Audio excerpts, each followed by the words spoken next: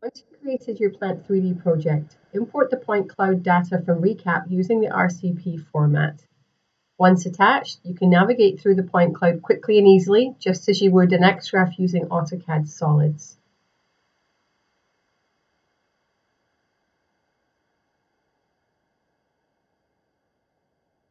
Using the scan navigation function allows you to view the point cloud from the exact location of the scanner. Turning on the scan labels displays a node point at each scanner location. Using this method of navigation gives you a much more dense view and will limit the amount of background noise. By selecting the scan numbers from the Point Cloud Manager window, you can change your viewpoint quickly and easily. Once you've selected a pipe run that you'd like to model, we will load your KPM from the Qubit menu. KPM lists all the components available from both the Qubit catalog and your own customized Plant 3D specs.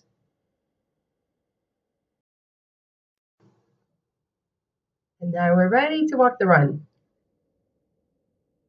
By choosing 2 points along a pipe run, Qubit will analyze the point cloud and determine the diameter of the pipe.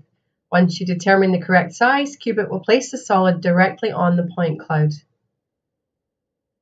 The algorithm will continue to process points to determine the shape and size of components along the run.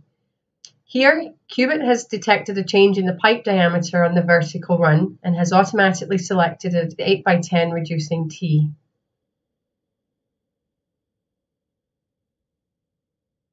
As we continue along the run, the algorithm processes until it recognizes the next component, which is a 45-degree elbow. We'll place that and continue.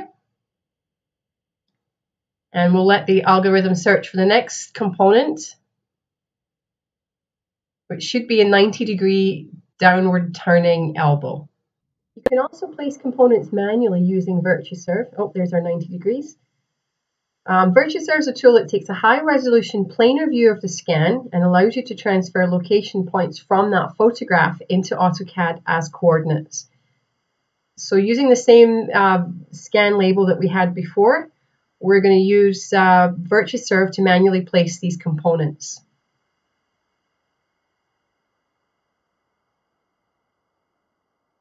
So what we'll do here is we'll take a look at this vertical run of pipe.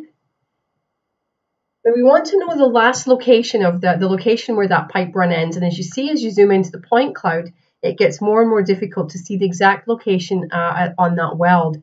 By looking at that point in VirtuServe, we can see that weld quite clearly. And we can use the points on that VirtuServe view, and it will translate that as coordinates back into our AutoCAD drawing. And you'll see that the coordinates selected have lined that pipe up beautifully. So now we'll continue on. We're not going to wait for the algorithm. We're just going to manually place. We know we have a 90-degree elbow to place, so we'll just place that elbow. We'll filter that by typing EL, and it will give us the 90-degree elbow option, and it will automatically place that at the end of the pipe. What we can do is we can't always determine the angle of the component. So again, we can go to VirtuServe. And what we can do is we can tell it to locate the angle of this elbow based on the coordinates that we see here. So by picking a few points along this weld, VirtuServe can analyze the coordinates, translate that back into AutoCAD, and you'll see it's created a circle that we can use to actually determine the angle. So there we go, we'll place that there. Now we'll see we continue on, we have a reducer.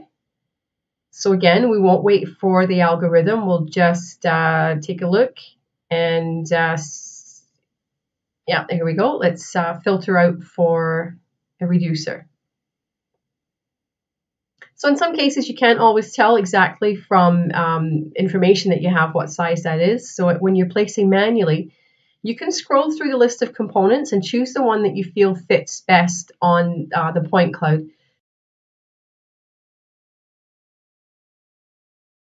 So we'll place that again automatically and continue on to place the flange. We'll just type in F, filter the flange. We can see the flange there, insert and continue. And we'll choose the valve. We can line the valve up. Again, this is something that you can look at manually. You can determine what the face of that valve is. You can see it there. It lines up perfectly with the point cloud. And then we'll continue on again. We'll insert that, and then we'll choose the flange, and it places that exactly. So you can see by the bolts that you can see in the point cloud that actually does line up. So now we can see the solid shapes sitting right on top of the point cloud.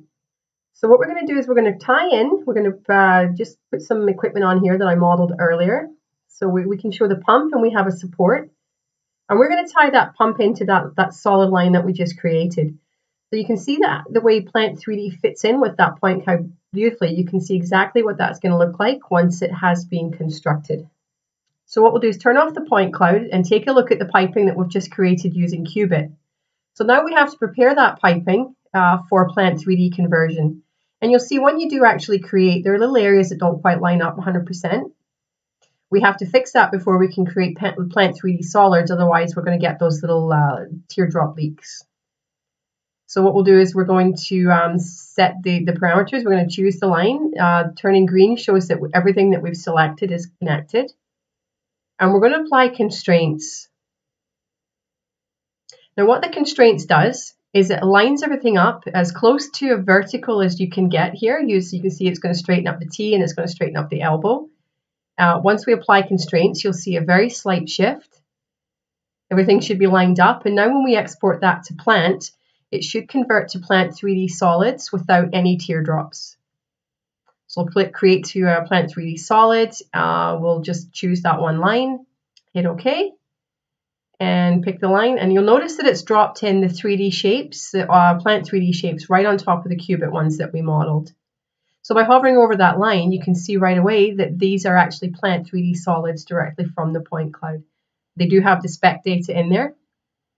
They don't have line numbers because we have to obviously assign a line number.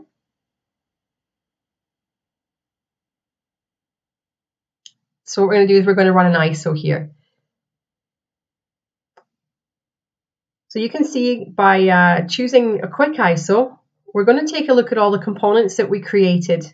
And in the short time it's taken us to run Qubit, there's a completed as-built ISO of that line. We can see all the exact coordinate locations. We can see the valves and welds. We have a full bill of materials. All the locations. And you can see there that we have a cut list as well. So this is a very, very easy and effective way to as-built that line. Okay, let's close this down. So what we're going to do now is we're going to continue on with our new design. So we have our pump. I modeled some of the new scope piping earlier. Let's turn that on. And so we can see essentially where we're going here. So we want to have our new pipe tie into that existing pipe that we just created. So what we're going to do is we're going to mark this new pipe as being existing. Obviously, we don't want this to show up in our bill of materials and our scope of work for our small pump project. So we'll just turn that on to, we'll give it a status of existing. So now what we're going to do is we're going to continue on. We're going to take our existing cooling water, our new cooling water return line. I'm just going to grab that point, pull that over, and I'm just going to tie into our existing line here. It's going to be a really odd configuration. And here we go, it's done. And so now we're tied in. So our new design is tied to our existing. Let's continue this line on here and take a look. So we can see, we can determine what we were going to actually create here. So traditionally, when you're doing as-builting with modeling in solids, you can see exactly where the clashes are. So by taking that yellow line through there, we can determine by seeing where it hits that solid vertical run that there's a clash. And typically, you would have to have actually modeled that solid to see that clash. Now with the advent of the point cloud in AutoCAD, just by turning that point cloud on, we can take a look and we can turn around, basically we can rotate our whole model around here and see exactly how that's going to fit in with the existing plant. So we can see, just see there's a clash right here. So there's a bit of structural steel here. Let me just turn around so we can see it right there. So we can see that there's a structural steel clash here. And we did not have to model that structural steel, which saves a lot of time. So we know before we actually get into a fair amount of modeling that design is going to have to change. Either that steel is going to have to move in the field, or they're going to have to rerun that pipe somewhere else.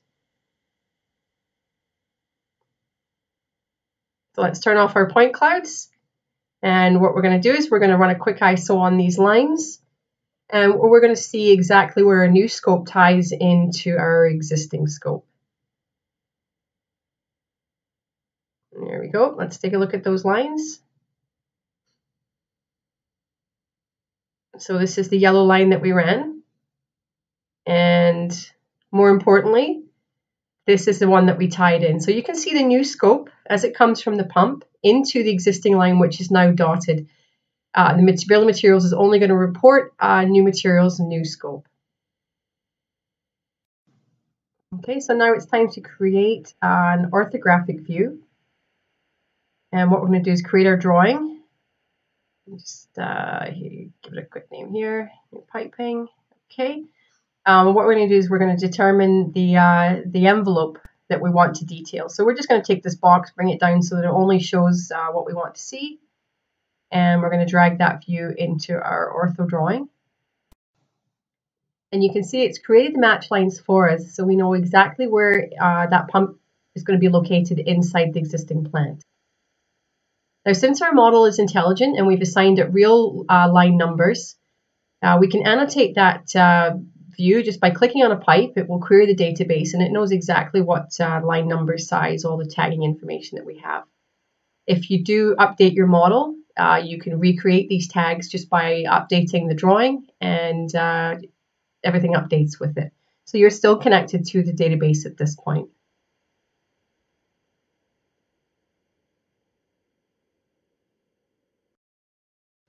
Let's take a look at clash detection using Navisworks Manage 2015. I've loaded the point cloud. Let's zoom into the area that we're working in.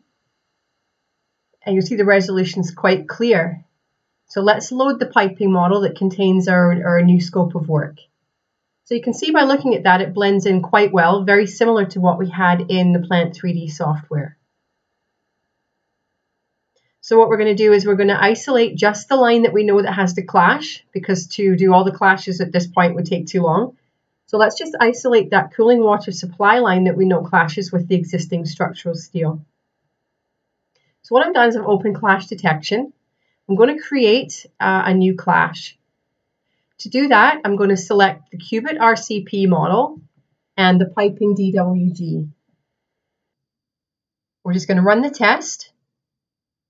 And we're going to see what comes in through our report. So it's highlighting 5 clashes.